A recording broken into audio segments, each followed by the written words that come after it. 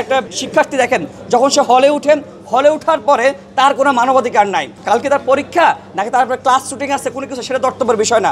তার বাবা মারা গেছে নাকি সে অসুস্থ, তার দর্তব্যের বিষয় না। শুধুমাত্র একটা সিটের জন্য তাকে বিকিয়ে দিতে হয়, তার মস্তিষ্ক বিকিয়ে দিতে হয়, তাকে একটা দাস হয়ে থাকতে হয়। যখনই যে সরকার ক্ষমতায় যায় সেই সরকার সবসময় একটু আনকোয়েশ্চনেবল থাকতে চায়। তারা সবসময় শিক্ষার্থীদেরকে মুখটা বন্ধ করে রাখতে চায়, কুক্ষিগত করে রাখতে চায়, দাস বানিয়ে রাখতে চায়। আজকে ঢাকা বিশ্ববিদ্যালয় প্রশাসনের উদ্যোগে ক্রিয়াশীল ছাত্র সংগঠনগুলোর সাথে ডাকসু এবং ক্যাম্পাসের রাজনীতি, হল রাজনীতি কী ধরনের হবে সে বিষয়ে আলাপ আলোচনার জন্য আহ্বান করা হয়েছে। সেই জায়গা থেকে বাংলাদেশ গণতান্ত্রিক ছাত্র সংসদের পক্ষ থেকে আমরা আমাদের অবস্থান ক্লিয়ার করেছি ইতিমধ্যে। এই অঞ্চলে কালচার হচ্ছে যখনই যে সরকার ক্ষমতায় যায় সেই সরকার সবসময় একটু আনকোয়েশ্চনেবল থাকতে চায়। তারা সবসময় পাবলিক বিশ্ববিদ্যালয়ের শিক্ষার্থীদেরকে তারা ভয় পায়, বিশেষ করে ঢাকা বিশ্ববিদ্যালয়ের শিক্ষার্থীরা ভয় পায়। যার কারণে তাদের একটা এজেন্ডা থাকে। এজেন্ডাটা কি? তারা সবসময় শিক্ষার্থীদেরকে মুখটা বন্ধ করে রাখতে চায়, কুক্ষিগত করে রাখতে চায়, দাস বানিয়ে রাখতে চায়। তাদের এজেন্ডা বাস্তবায়নে তারা দুটো গ্রুপে কাজে লাগে। আমি সেটা বলেছি স্পষ্ট করে আজকে মিটিংয়ের মধ্যে। প্রথম গ্রুপ হচ্ছে ক্ষমতাসীন দলের ছাত্র সংগঠন। তারা কি করেন? তারা শুধুমাত্র শিক্ষার্থীদের সিটের জন্য জিম্মি করে রাখেন, মিছিল মিটিংয়ে হচ্ছে একদম অবরুদ্ধ করে নিয়ে যায়। আরেকটা গোষ্ঠী আছে, তারা কারা? তারা হচ্ছে আমাদের শিক্ষক, যারা তো অভিভাবক। ওই শিক্ষক, ওই অভিভাবকরাই যারা হল প্রবেশের দায়িত্ব পালন করেন, হাউস স্ট্রিটের দায়িত্ব পালন করেন।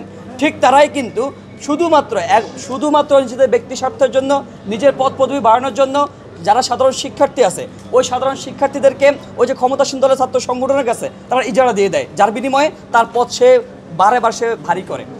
এই যে হচ্ছে সরকারের যে এজেন্ডা, ক্ষমতাসীন দলের যে এজেন্ডা, সেই এজেন্ডার ধরাশায়ী হতে হয় সাধারণ শিক্ষার্থীদেরকে। আপনারা জানেন যে ঢাকা বিশ্ববিদ্যালয় সহ প্রত্যেকটা পাবলিক বিশ্ববিদ্যালয়ের শিক্ষার্থীরা বেশিরভাগই নিম্ন মধ্যবিত্ত ফ্যামিলি থেকে উঠে আসে।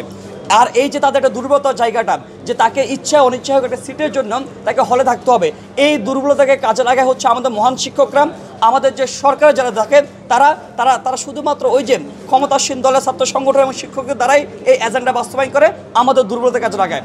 যার পরে দেখেন বিগত 70 যদি আমরা যে আমাদের যে 71 মুক্তিযুদ্ধ পরবর্তী স্বাধীন বাংলাদেশ, যদি আপনি বলেন 90 গণঅভ্যুত্থান পরবর্তী যে বাংলাদেশ, তারপরও কিন্তু এই যে কালচারটা, এই যে দাসত্বের কালচারটা হলে আপনার বিরাজমান ছিল। যার কারণে আমাদের যে মানবাধিকার বলতে যে একটা কথা আছে সেটা আমাদের মানে সেটা নাই। আমরা যে একটা শিক্ষার্থী দেখেন যখন সে হলে ওঠার পরে তার কোনো মানবাধিকার নাই। সে ব্যক্তির কালকে তার পরীক্ষা নাকি তার ক্লাস শুটিং আছে কোনো কিছু, সেটা দর্তব্যের বিষয় না। তার বাবা মারা গেছে নাকি সে অসুস্থ, তার দর্তব্যের বিষয় না। শুধুমাত্র একটা সিটের জন্য তাকে বিকিয়ে দিতে হয়, তার মস্তিষ্ক বিকিয়ে দিতে হয়, তার পুরো পরিবেশ নিয়ে কোনো কথাবার্তা বলার কোনো কায়দা কারণ নাই, তাকে একটা দাস হয়ে থাকতে হয়। আমরা বলেছি এই যে দাস কালচার থেকে বের হওয়ার জন্য শিক্ষার্থীরা হচ্ছে প্রটেস্ট করেছিল। এই প্রটেস্টের মধ্য দিয়ে আজকে যে 24 গণঅভ্যুত্থান পরবর্তী যে বাংলাদেশের শিক্ষার্থীরা তারা আবারও চাচ্ছে না যে আবারও দাসত্বের জীবনে ফিরে যাক।